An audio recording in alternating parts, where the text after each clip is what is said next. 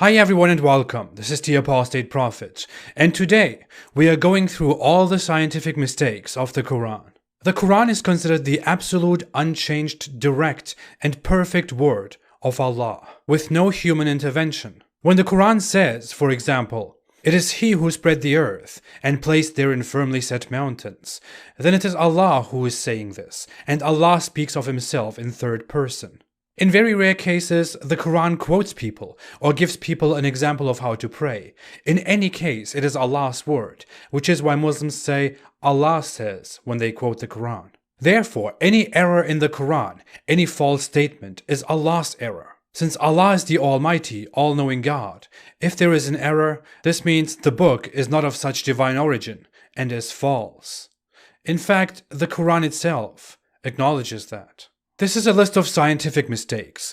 These might not be in every perspective all the mistakes. Some people might not agree with one or two of these mistakes. Others will wonder why other mistakes are left out. I try to focus only on those that are really strong mistakes. Some mistakes that are missing, because they are up to belief, interpretation, or can't be verified, are the earth's creation in 6 days, single incidents where Allah punishes people with natural disasters, or the sun and moon speaking, for example. As a final note, the purpose of this list is not to shame people who believe in the Quran or specifically in these listed things. The purpose is merely to fact-check the Quran and to question it. Oh yeah, don't forget to subscribe, because I will also publish all factual and historical mistakes and extensively explain all these mistakes in dedicated videos. Now, without further ado, let's start lightly. Number 60. Stars are an adornment. The Quran makes the identification of stars very simple and says that stars in the sky are an adornment, lamps, lights, little shiny objects. We know that stars are huge, gigantic objects of plasma that form by clouds of dust and gas collapsing, resulting in gravity and holding more and more heat together, which forms stars that are luminous and hot. Pieces around the star's gravity orbit and form planets like the Earth. Our sun is a star, like millions that we see in the sky. But the Quran never gets more accurate than adornments, lamps, and lights. Only less accurate. Number 59. Stars are missiles. The Quran describes some of these stars as missiles for protection, thrown at rebellious devils, so they don't listen to the high assembly of angels. Apparently, Muhammad believed that there were devils above who would try to snatch secret knowledge from the heavens above and bring it to soothsayers, and these stars were made to shoot those devils and to chase them if they steal knowledge. This is silly. Stars thrown at rebellious devils is a ridiculous claim, but Hadith also clarify that this refers to shooting stars. Shooting stars, as we falsely call them, because that's what we thought, are not stars. They are meteoroids and are of a completely different nature, such as from comets or asteroids. They enter our atmosphere and burn and light up, looking like stars to our eyes. And if we don't know better, we might think they are stars, as Muhammad thought. All that takes place right here in the atmosphere of our planet, not far away among all those stars. Number 58. Stars are near. The Quran's author thought that stars were very close to us, right here in the heaven above us, in the nearest heaven. This is a myth about 7 heavens, where the stars are in the closest heaven. Gladly, in a separate report, we are told how thick one heaven is. One heaven has the thickness of 500 years of marching. Marching like this, apparently. Now, the closest star to us is about 4.3 light years away, which is... just forget it. By marching speed, you would only reach a tiny fraction of that in 500 years, and this is the closest star, which means stars are not in some nearest heaven, as described by Allah. There would be so many more of those heavens until we only reach the closest star, and there are millions of stars much further away. The Quran imagines stars to be somewhere up here, and the moon in the midst of them. That's what you see when you look up to the sky at night, and you are in the desert of the 7th century. Number 57. Stars fall down. The Quran tells us that the stars will fall down before the Day of Judgment. As we understand by now, the Quran's author thought that they were little objects, lights, missiles, and they could fall down on us. Modern interpreters try to explain this verse differently, but Muslims in fact believed that the stars would fall down on the earth. The Quran verse says nothing else. If we look at commentators, the exegesis of Tabari mentions early reports that it means they would fall from the sky and lose their light. The exegesis of Jalalain says when they hurtle down towards the earth, the stars. Ibn Kathir says that stars will go dark and fall. And mountains will also fall down on us, by the way. Not only are stars so far away, we wouldn't be able to see them move around. For example, if a star is 4.3 light years away, we would only see a difference in that star in 4.3 years, because that's how long it takes for light to travel. The star would also travel for much longer than that to reach us if it fell, which is an absurd word, if it traveled toward us. We would never experience it within the lifetimes of the next few thousand generations. If a star came close to us, which is probably not even possible, because it wouldn't find a straight way to us, it would burn us up and annihilate us immediately, not fall down on the street so we could kick it around and play football. Number 56, 7 heavens, and number 55, 7 earths. The Quran says in multiple verses that there are 7 heavens or 7 skies above us, proving Allah's power. This can't refer to galaxies or solar systems, of which there are billions everywhere, not above us. It can't be universes, because by Muhammad's description, one heaven is not even big enough to reach the closest star. There would be millions of those heavens in our observable universe alone. Some modern apologists claim that this refers to the layers of atmosphere, but 7 would be an inaccurate number, and the Quran says that stars are in the lowest heaven, and I don't bump into stars on my way to work. In reality, the Quran references an old myth whose oldest form we find among the Sumerians, who believed there were literally 7 heavens above us, in which gods resided, and 7 earths below us. The Quran also speaks of 7 earths, but there are no earths below us. Some thought later this refers to 7 planets. But the number of planets in our system is not 7, and there are millions of planets in the universe that we can see. The Quran seems to be adopting myths from older beliefs. Number 54. Allah brings the sun from the east. The Quran makes it look like the sun was orbiting the earth and not the other way around. There is no indication in the Quran that it is the earth turning around the sun, only the opposite. According to the Quran, Abraham once told an opponent that his Lord brings the sun from the east and no one else can bring it from the west. His opponent was overwhelmed by this challenge. In reality, no one brings the sun from anywhere. We just revolve around the sun while spinning, and therefore we see the sun appear in the east and disappear in the west. This could only be the Quran's Abraham's ignorant statement, although he is supposed to be one of Allah's favorite prophets. But it gets worse. Number 53. The sun orbits the earth. If you look at this series of verses, for example, it talks about how day and night interchange, and the sun runs towards a point, and it's not possible for the sun or the moon to reach each other, and they both float in an orbit. Doesn't this clearly sound like the Quran implies that the sun is literally up there floating in an orbit with the moon? Of course it does. Some try to rescue the Quran by saying, this is not a mistake. We have learned that the sun revolves around the galaxy, and the Quran actually means that the sun is in its own orbit. So the Quran is not entirely wrong, see? But you would only try to correct the Quran in such a poor attempt if you really wanted to keep believing that this book tells you all the truth about the world. Because what it really says is a very ignorant view of these objects, that they chase each other in an orbit, and the sun moves above us. Number 52. The moon follows the sun. In an additional verse, the Quran explicitly says that the moon follows the sun, when in reality we revolve around the sun and the moon revolves around us. Yet there is nothing here that fits the description in the Quran. When we don't know better, however, and we look at the sky in the 7th century, it might easily look like the two are following each other. That's what you would think. But it is far from reality, and reveals the Quran to be ignorant. Number 51. The sun and the moon can't overtake each other. Since the moon and the sun follow each other according to the Quran, it also says they can't overtake each other. But in reality, the sun and the moon move independently from each other, and the moon can occasionally get between the sun and us. And we call this a solar eclipse. When an eclipse happened in Muhammad's lifetime, he prayed for a long time. He was scared, and then told his people that this was a sign from Allah, that Allah does that to scare humans, and that we should pray when it happens. because the Quran says it can't happen, but suddenly it happens. This is still believed to be true in fundamentalist Muslim circles. Number 50. The sun and the moon will join. But the Quran teaches us that the sun and the moon will join one day, at the end of time. That's a very weird thing to say, because even if the moon was hypothetically shot out of the Earth's orbit, it would take a long time for the moon to reach the sun. The moon would probably burn and be destroyed before it could possibly collide with the sun. But even if it did, it would be to the sun like a fly colliding with us. It wouldn't be important to the sun at all. The moon would be destroyed immediately, and most importantly, we would probably not see it at all. The Quran imagines it to look like this, when the sun and the moon join. Number 49. The moon will darken. The Quran also tells us that the moon will darken before it joins the sun.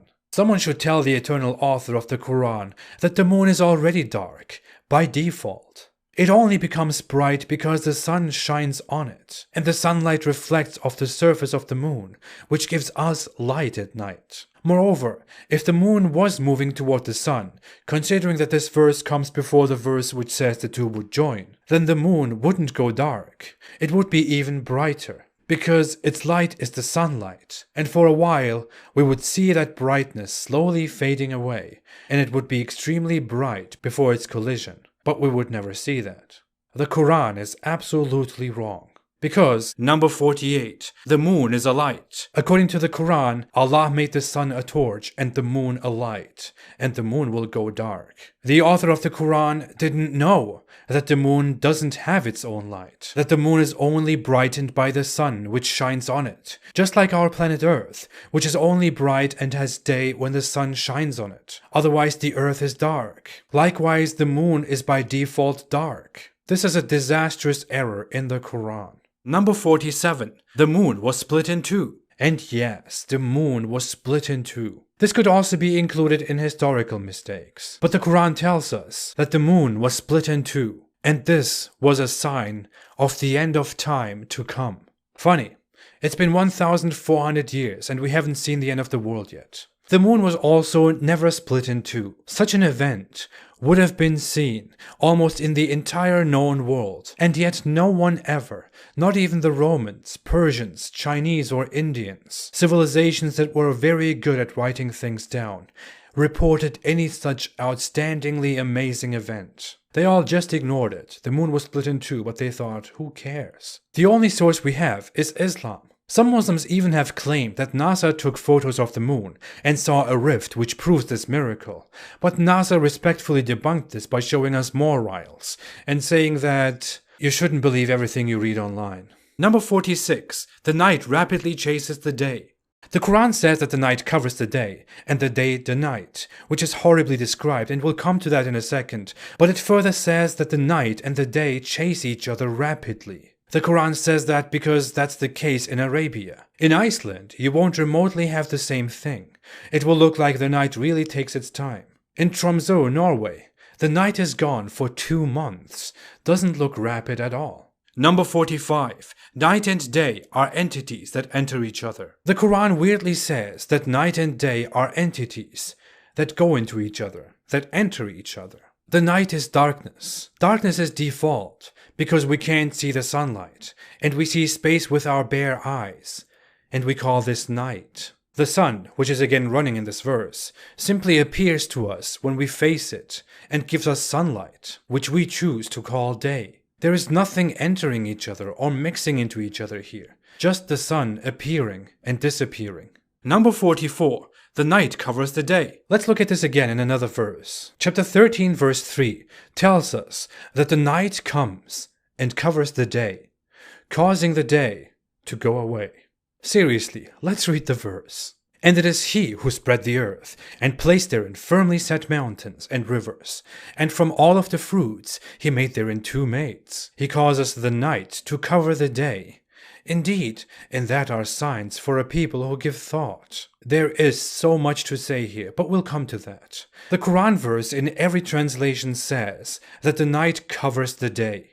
Imagine this as a veil, the night covering the day and causing the world to go dark. Of course, a 7th century person in the desert of Arabia would imagine it that way, but it is pretty common sense, not even common sense, it is reality, that night and day are just results of the sun's presence and absence. If we are exposed to the sun, it is bright, and we call that day. If the sun is out of sight, it becomes dark, which is the norm, because we are now without sunlight, and just face outer space directly, and we call this time night. The night is not a fascinating phenomenon, not an object, not something special, not a veil. It doesn't look like this.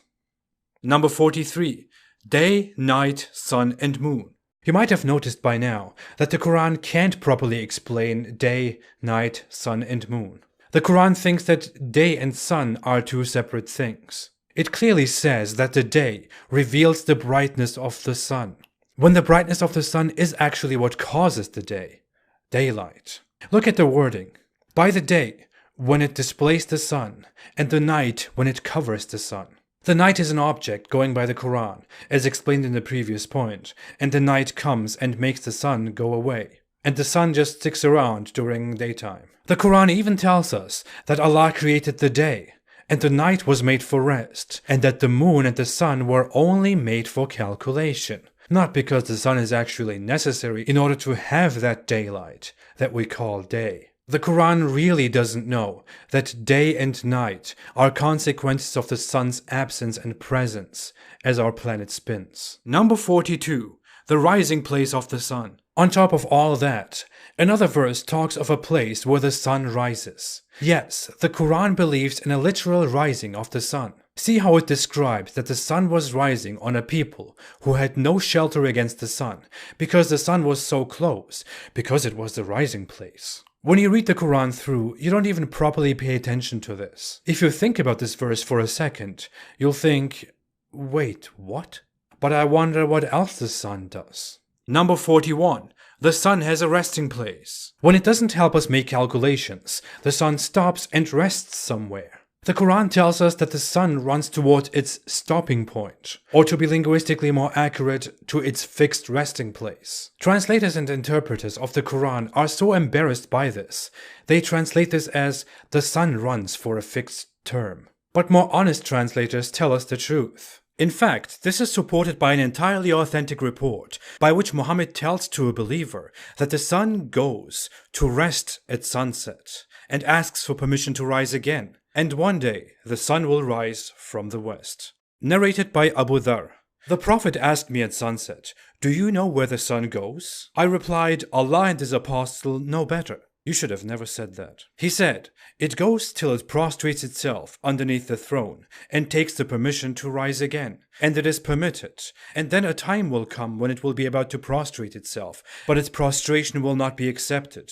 And it will ask permission to go on its course, but it will not be permitted. But it will be ordered to return whence it has came, and so it will rise in the west." And that is the interpretation of the statement of Allah, and the sun runs to its resting place. That is the decree of Allah, the exalted in might, the all-knowing. The sun rising from the west, as described here, is by most Muslims believed to be one of the major signs of the end of times. And this is a very serious, a very big one, a very certain one. Dear Muslim, please think about that again with a clear mind. This is in Sahih Bukhari, the most authentic source of reports, and is seen as completely authentic and similar or equal in authenticity to the Quran. And one of my favorite Quran verses that plagued me until I left Islam. Number 40. The sun sinks in a muddy spring in the west.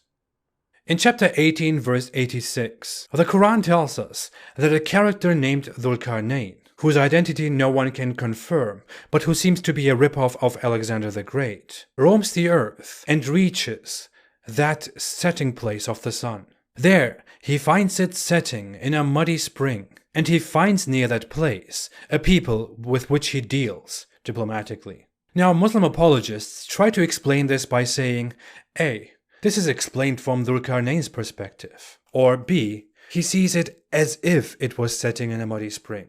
But it's clear why they say that. The text doesn't contain any of that. In the text, it is Allah who clearly describes that Dhul Qarnayn went to the setting place and found the sun setting in a muddy spring. Why would Allah describe it in the glorious Holy Quran with Dhul-Qarnayn's ignorant assumption, who is supposed to be his mighty guided commander, by the way, by biblical standards a prophet? This is ignorance and superstition that Islamic scholars run away from, cover up, and desperately try to explain differently. This verse completely reveals the primitiveness of the Quran and discredits the whole religion. How you could explain this reasonably is that Muhammad and his companions didn't know about the shape of the earth and our solar system, so they thought the sun just goes up and down, and everyone in the world, no matter where you are, sees it that way at the same time. And no matter how far west you go, you just can't seem to reach the sun. But this character called Dhul-Qarnayn of course reached it, and found it setting in a muddy spring. Because that's what it looks like when you look out to the ocean at sunset, and you're an ignorant man in the 7th century. Number 39. The sun indicates shadows. What would you think if someone came and said, "Isn't it amazing that shadows are not static? They move. And the sun seems to be an indicator for them." Wow. In all honesty, what would you think of that person? What if it was the Almighty Allah? Have you not considered your Lord, how he stretches out the shadow, and if he willed, he could have made it still? Then we appointed the sun as a guide to it. Then we withdraw it to ourselves gradually. Shadows are just the result of the lack of light. A shadow is darkness, the absence of light. If sunlight doesn't reach a spot, you see what we call a shadow there. What is the Quran talking about? As you might notice, the Quran again fails to establish the correlation between daylight and the sun, and just makes the sun a device that oversees things, beside its function of being a calculator, of course. Well, the Quran even says that shadows, non-objects, prostrate to Allah. The absence of light prostrates to Allah. Number 38. No North Pole and no South Pole. We can see further how the author of the Quran doesn't understand the sun and the solar system. The Quran gives people explicit time instructions based on the movements of the sun, on when to pray or when to fast. For example, establish prayer at the decline of the sun until the darkness of the night and at dawn. Or start fasting when the white thread of dawn becomes distinct from the black of the night, and fast until sunset. Not only do these prayers and fastings greatly vary based on where you are, according to these Quran verses, in many parts of the world you also can't follow these instructions, because these described events take a much longer time, or don't occur at all for a while, which is why modern scholars came up with solutions outside of the Quran on how to fast and pray when the sun is gone for a while. Number 37. The sky has no rifts. Another sign that Allah is almighty and perfect is that the sky has no crack, no rifts. First off, what kind of evidence is that? If the sky had a crack, would that mean Allah is not perfect? We have landslides, earthquakes, hurricanes, volcanoes, sinkholes, tsunamis, meteors. Oh, excuse me, meteors are actually stars thrown at devils. The actual problem here is that the sky is not an object and can't have cracks. The sky is merely a series of layers of atmosphere, gas. We only see it like a dome. There can't be a crack in what we call the sky. A child in the 7th century would probably look up and primitively think that the sky was the ceiling, free of breaks miraculously. Number 36. The sky is a ceiling. The Quran literally tells us twice that the sky is a ceiling.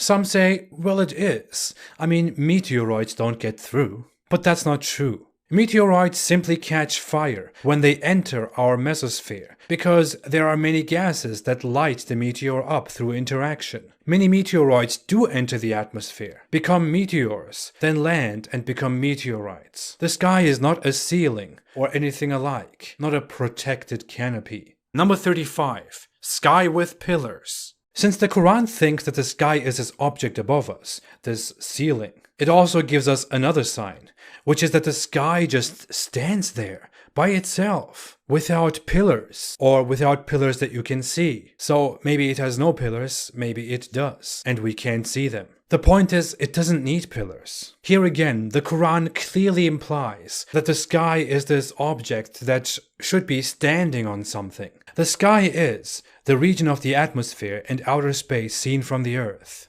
Merriam-Webster nicely defines it as the upper atmosphere or expanse of space that constitutes an apparent great vault or arch over the earth. Especially during daylight, it looks like there is a ceiling above us, and that's what the author of the Quran thought. In reality, the earth is like a ball, and the atmosphere of the ball makes it possible for us to live and to breathe off the earth. We are standing on this ball. There is no object around or above us, just gas with us. Number 34. The sky stripped away. And the Quran says the sky will be stripped away from the earth. Allah will apparently demolish the ceiling. Okay. Well, good luck with that. Number 33. The sky falls apart. The Quran tells us that if pieces of the sky fell down, the disbelievers would think these were just clouds and wouldn't be scared because they are disbelievers. The Quran thereby fortifies its ignorance and its assumption that the sky is this object of which pieces could fall apart and down on us. The Quran even repeats this narrative in form of a threat to the unbelievers. Number 32. The sky folded up. Almighty Allah, author of the Quran, even tells us that He will fold up the sky with His right hand before the Day of Judgment and create everything from new. The Quran assumes again that the sky was an object that could be rolled up in Allah's right hand. Number 31. The heaven and earth were joined. Some claim that in the Quran there is a miracle of accurately describing the Big Bang. This supposed miracle is found in chapter 21 verse 30. It reads, "Have the unbelievers not considered that the heavens and the earth were a joint entity, and we separated them and made from water every living thing?" First off, proponents of this miracle don't understand the Big Bang, because the Big Bang is not an explosion of a mass, and this mass separating into planets. It is merely space rapidly expanding into itself, and matter developing and forming galaxies, solar systems, and objects like our Earth. I would suggest Kurzgesagt's video on this for an easy understanding of the Big Bang.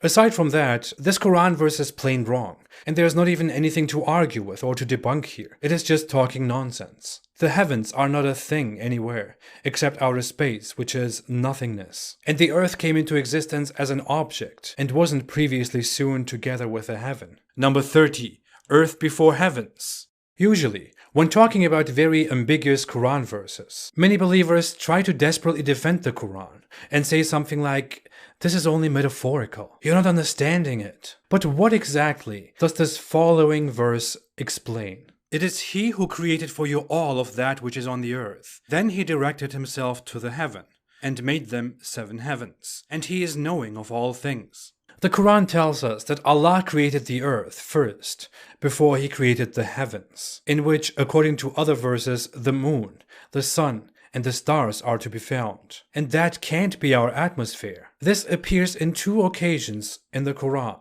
He created the earth, and then He turned Himself toward the heavens. In reality, the earth came into existence after outer space, and after the sun, after the galaxy, after many other stars, and after the universe that all these depend on.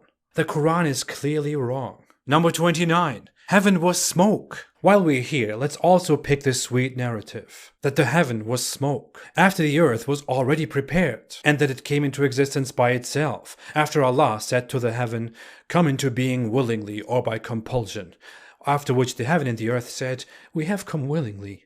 If we just skip this ridiculous conversation part, the smoke thing here is completely pointless. No such thing ever happened. The heaven is again not a thing, and there can't have been a smoke either. The heaven, which would include outer space according to this Quran, can't be smoke when the earth is already in existence. Number 28. Mountains placed into the earth.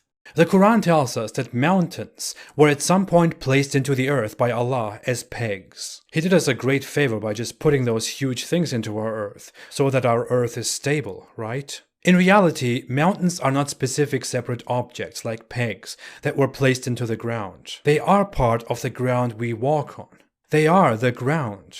Mountains form over very long times. The earth consists of crusts, continental plates that constantly move and crush into each other, and then push under or above the other, and form a mountain that can become huge over millions of years. They are still moving and evolving, and may slowly disappear or become bigger. According to the Quran, these are ridiculously a bunch of pegs, like these toys. I wonder what they do. Number 27. Mountains prevent earthquakes. And the Quran even claims that these mountain things prevent earthquakes. That's why they are planted into the earth. Now I get it. If you honestly Google for such a claim, you only find Islamic or pro-Islamic sources, and some that claim scientists recently confirmed that mountains prevent earthquakes. Miracle alert. If we count Zakir Naik, the medical doctor, as a scientist, this is probably true. If you look for credible sources, you easily find that many mountains cause earthquakes, normally, because they are just part of the plates under us, and with movement they can cause earthquakes. This is one of the biggest hoaxes in the Quran, that many people in our time actually believe in.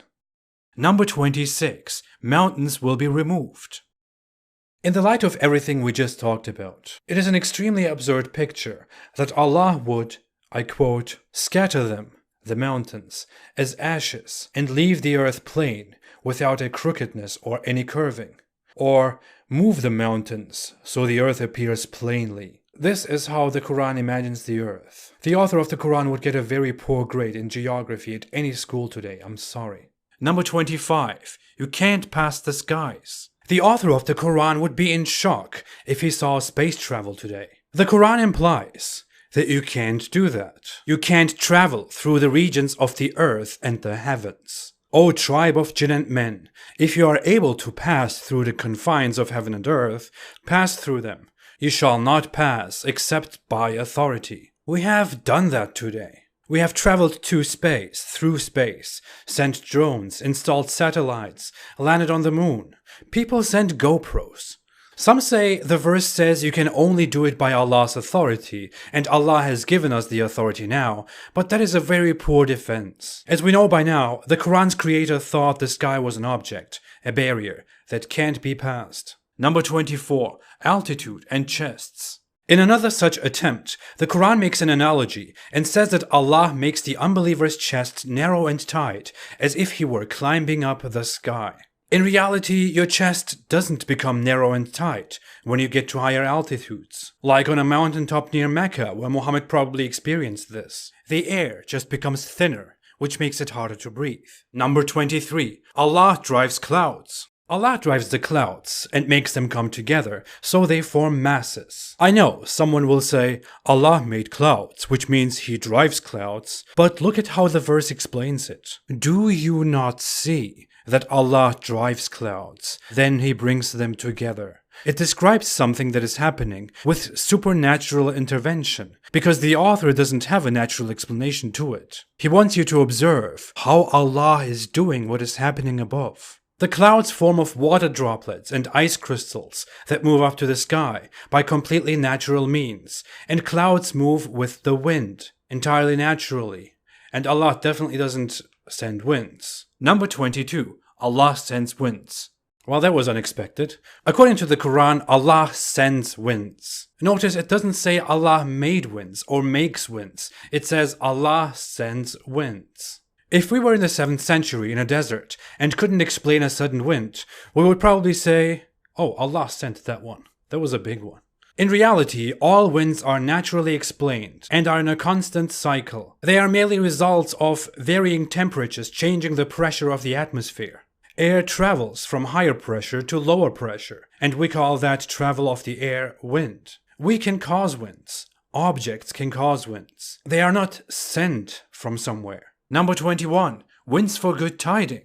If you live in the desert of the 7th century, you might appreciate every rainfall, because it barely rains and you have drought. The Quran says that Allah sends winds as a good tiding before his blessing, which is rain. But wind doesn't necessarily come as a good tiding. People in rainy areas who experience heavy, destructive rainfall would call this anything but a good tiding or a blessing. Imagine you have severe floods and your business and your home is ruined. But Allah says this is a blessing and a good thing because desert dwellers like it. Also, wind doesn't always come before rain. It might come simultaneously or afterward. Number 20. Allah sends rain from the sky. Allah sends rain down from the sky, from the ceiling. As before, Allah made rains or makes rains could probably be acceptable, even if that is completely absurd as well. But the Quran claims that Allah sends rains just like winds, and tries to explain natural occurrences in supernatural ways. In the time of the creation of the Quran, people were aware that rainwater came from the clouds above. What they weren't aware of is that the water that comes down as rain is water that we have on the ground, that evaporates through heat and gathers in clouds just to come back again. Muhammad apparently thought Allah makes those clouds, of course, and sends water with them. The water comes from above. In fact, we have a series of authentic hadith. In one report, Aisha explains that whenever Muhammad saw a dark cloud and a wind, he would get sad and concerned. Muhammad then explained that he was afraid there would be punishment within the cloud or the wind. In another report, he clearly says that if we see a cloud formation in the sky, people should pray and say, "I seek refuge in Allah from its evil," and we should ask Allah to send beneficial downpour through that cloud. Muhammad is clearly not aware how things work. Also, if this is Allah's blessing, then he really cares more about infidel nations than about the center of his religion. Number 19. Rainwater is pure. The Quran also says that rainwater was pure. Allah's blessing, rainwater, was thought to be pure at the time of Muhammad, but when it forms in the air, it interacts with carbon dioxide in the air and is contaminated with carbonic acid. In regions where there is more pollution, natural or man-made, it is much more contaminated. But even in the cleanest places, rainwater is not free from contamination and should normally be purified before you can safely drink it. It is not pure water. This is a false assertion based on the knowledge in the Quran's time and place. Number 18. Mountains of hail. Allah sends down mountains of hail, and He smites therewith those He aims to smite. Hail is not only a completely natural occurrence again, most hail also doesn't harm anyone, and we can be entirely safe from it in most places. It is not some divine ammunition. Of course, if you live in Arabia and you receive hail that looks like this, you might indeed believe that there is someone above who is trying to smite your ass. Number 17. Allah sends thunderbolts to smite people. Allah sends thunderbolts to smite people. I haven't heard that before, not in so many mythological beliefs long before Islam.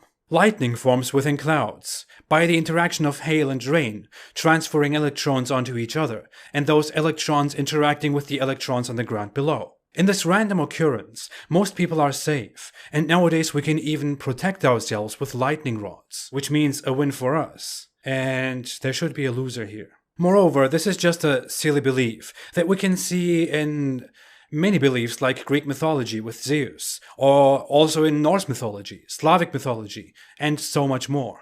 I'm also sure Allah uses the thunderstorm on Jupiter to smite people, or just to have fun. I would do that if I was Allah. Number 16. Allah holds birds up. How do birds fly? Do they just flap their wings and split the air in which they swim and carry their lightweight bodies through the air? Or is it magic? Correct. Allah holds them up. This entirely natural process that we can meanwhile imitate or even improve is explained by 7th century desert dwellers who created the Quran, with Allah holding the birds up. Of course, you could say, well, Allah created winds, so it is technically Allah who holds up birds. But is that really a valid answer? Is that really your answer? Or is it just a way to protect belief in Allah? Number 15. Allah steers ships. What else could be driven by Allah? Ships. This could be taken as figurative, but seriously, what kind of figurative speech is that? I kind of get birds, but ships? We are probably talking about sailing ships here, and the Quran probably means that Allah sends the winds that steer the ships. And I'm really helping Allah too much here. And that means that Allah transports us from point A to point B, and when we use the sails to influence the wind and sail against the wind, then we go against Allah's wind, and Allah reverse drives our ships. We make ships. We steer them. Allah is nowhere in this process. And He doesn't send winds either, as established. This is very absurd.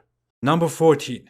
Barriers between seas. This is a complicated topic, and some people of our time try to make miracles out of this, which is no surprise because the 21st century is full of such Quran miracle hoaxes. But I'll keep this short and simple, and definitely explain this more extensively in a dedicated video.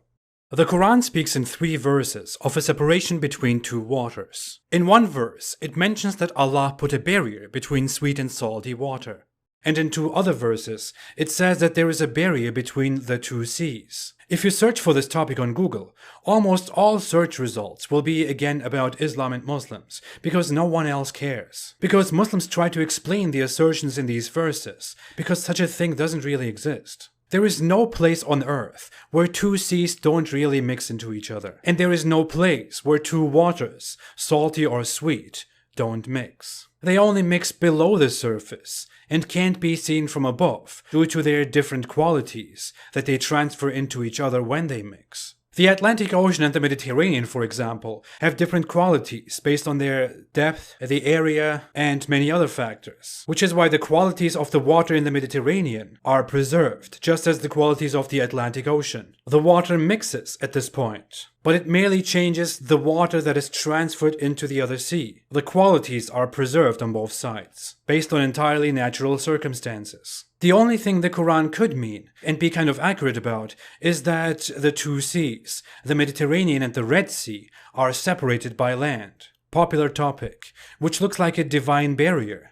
But can you really call this a barrier between two seas? Number 13. All life is in communities. Quran chapter 6 verse 38 says that all living beings are in communities like humans. This has two interpretations. One is that they all live in communities, which is outright wrong, since many animals are completely solitary and hang out by themselves for life and fight and protect territory, like most bears, especially wolverines. Some are born alone, grow up alone, live alone, and die alone, like sea turtles. The second interpretation is that this means all animals have a specific kind, a set species.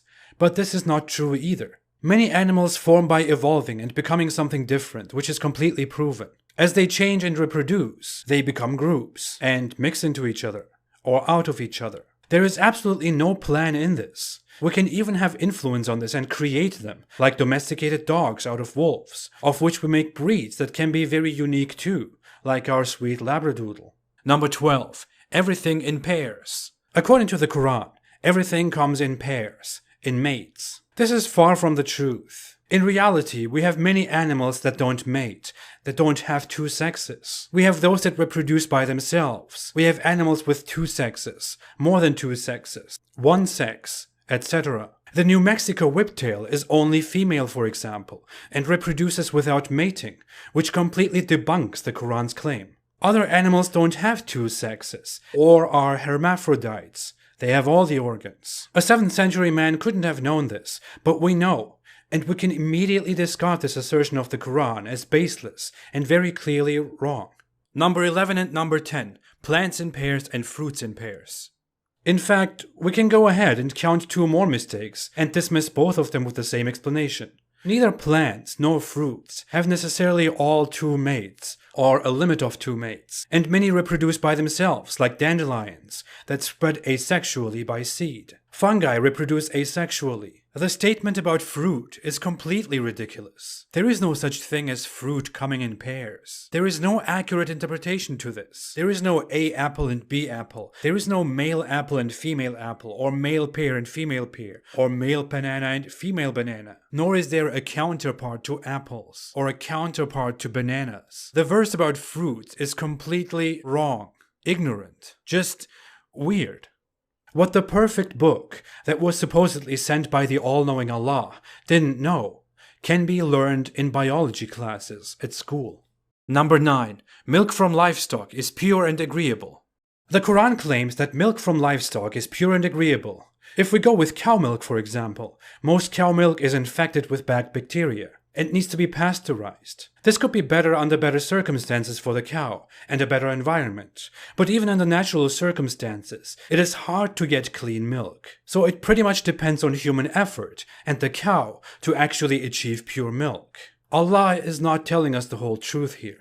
Besides, 75% of humans are lactose intolerant, and that has been around for over 10,000 years. And if you are lactose intolerant, then you can't get around it. No matter in what condition the milk is, as pure as possible, dirty or pasteurized, it won't be entirely agreeable with your body. Some Muslim sources will tell you that you will be fine if you drink raw milk, but that is only because otherwise Allah's promise will be broken, as it is in reality. Number 8. Milk between filth and blood. The Quran also says that Allah gives you milk to drink from between filth and blood. Delicious, fascinating, magical. This probably sounded fascinating to early Muslims. In reality, grass is very naturally processed and turned into milk, far away from any filth. The animal simply processes useful elements of its food and turns it into milk so the animal can feed its offspring, just the way it also dissects other parts of the food and feeds its own body, just the way it turns some of it into poop, which the Quran doesn't proudly declare as a sign of Allah. Number 7. Sperm comes from between backbone and ribs. Where does sperm come from? Does it come from the belly, breasts, ears, eyes? We know it comes from testicles. But according to the Quran, it comes from between backbones and ribs. Because what the Quran says is clearly nonsense, there are some theories on what this verse could actually mean.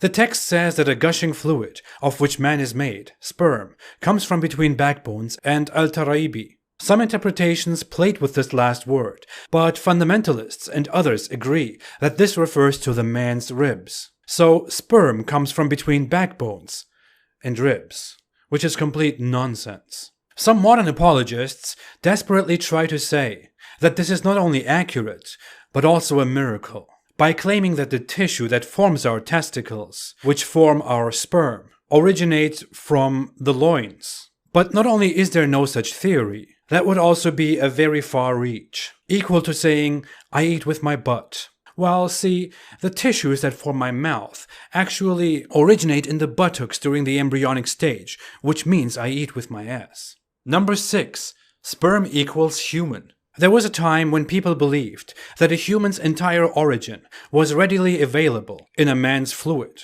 the sperm. You are here, in this sac. You go through a race with other sperm and then start forming inside your mother. Actually, many people still believe that. And the Quran tells us the same story.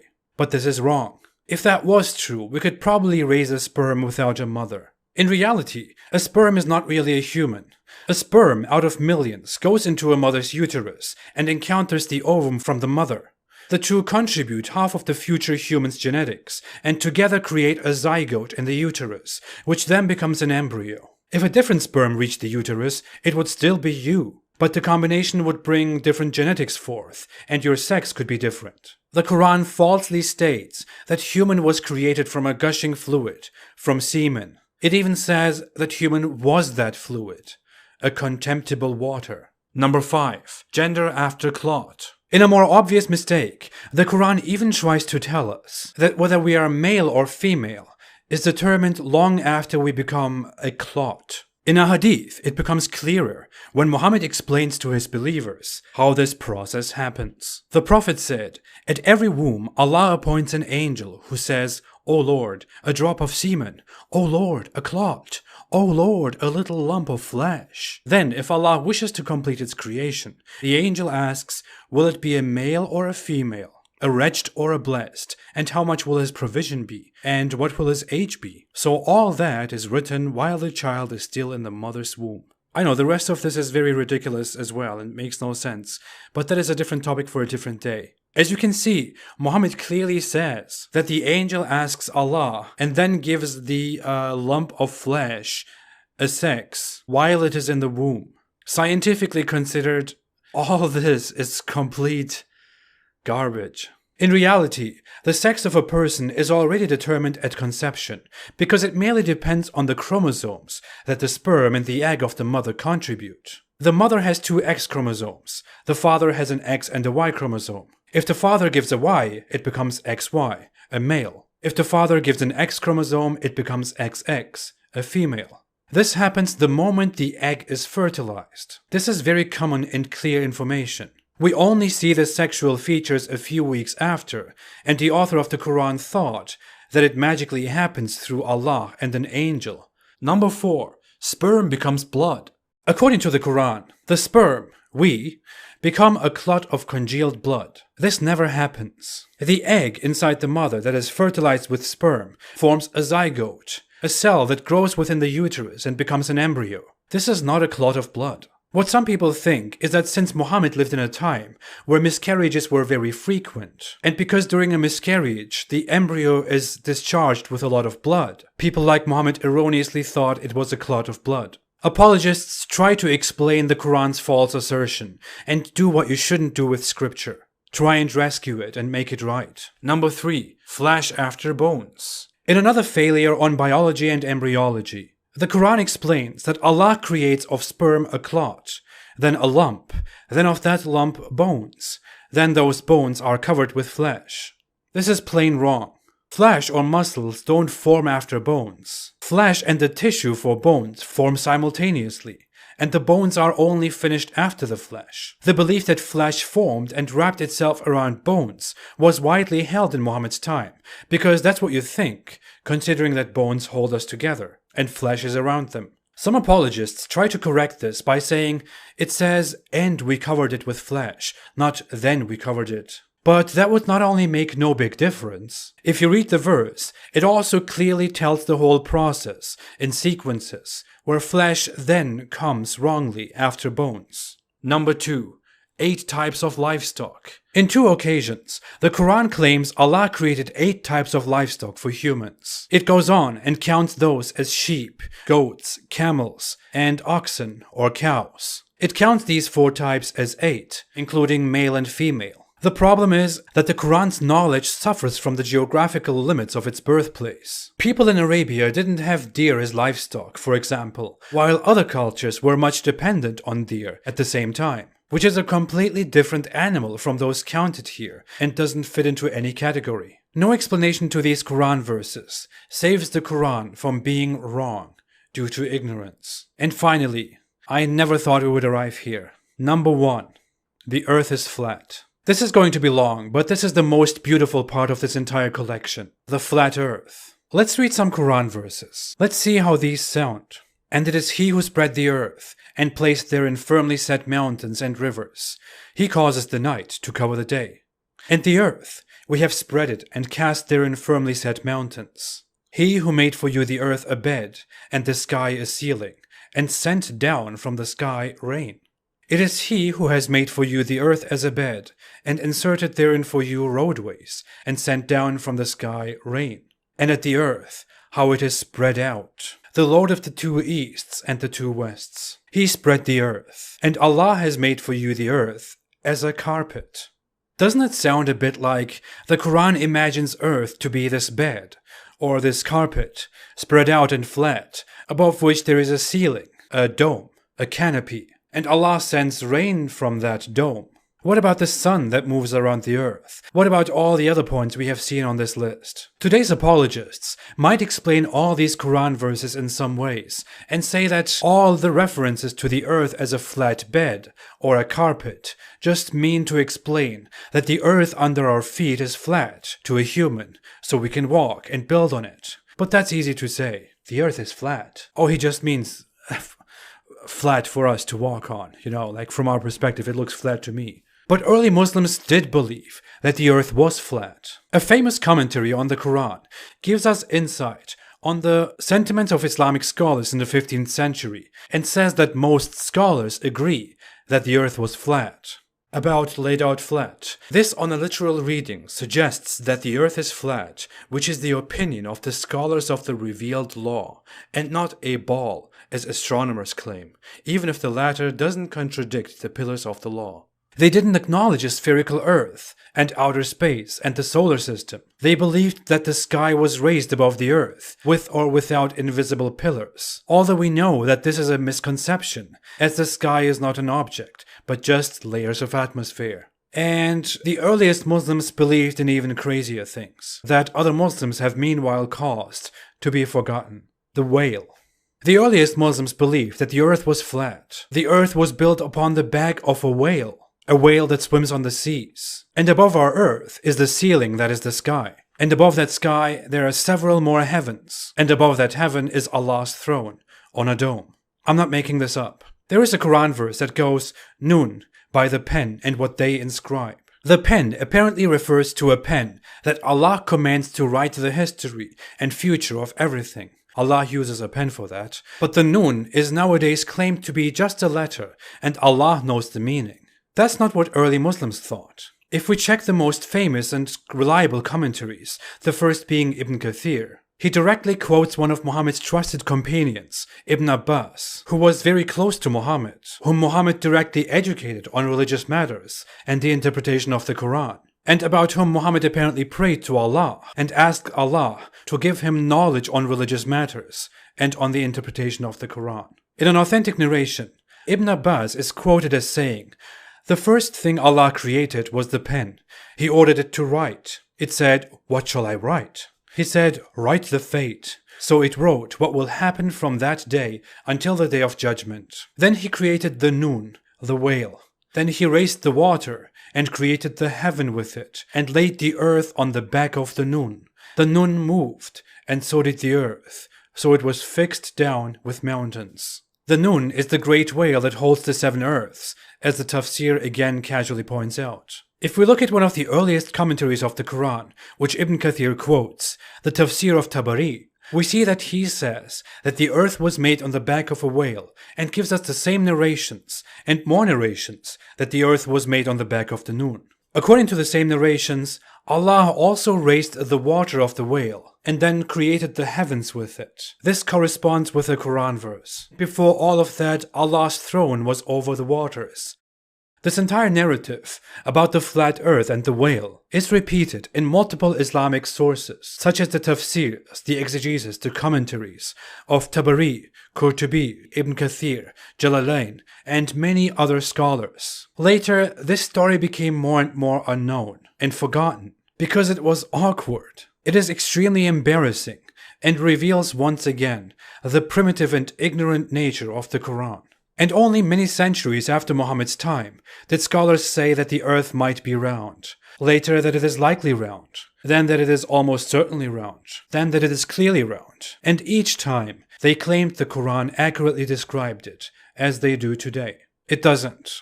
The Quran says the earth is flat. The end. And these are the scientific mistakes of the Quran. If anyone, especially Muslim apologists, has any problems with any of these points, I would always appreciate responses. To everyone else, especially to Muslims, I would like to say, maybe read these verses. Think about them honestly. Think about the fact that you believe Allah gave you a brain that you should use. Allah gave me a brain. He tells me that in the Quran. He tells me to think. Can I really be blamed for questioning? For daring to think? What do you think about these Quran verses when you read them? What would anyone think without trying to make up excuses and explanations that try to save the Quran? Here we have over 60 mistakes in over 100 Quran verses, and these make sure that this book, that is supposedly the direct, unchanged word of Allah, is certainly not from an all-knowing creator of the universe, but rather from someone who lived in the 7th century and didn't know the world better than you and I do. There is no reason to believe in it. It doesn't even need to be debunked. People are trying to save it, because if you just reveal the verses of the Quran and lay them down as they are, the Quran destroys itself. I'm only here to help. Thanks for watching. And please share this everywhere so we can spread the word. If you want to help me create more and spread more knowledge, you can always consider supporting me on Patreon or on apostateprophet.com. Thank you all so much. I will be back with so much more. Have a great day and stay away from Islam.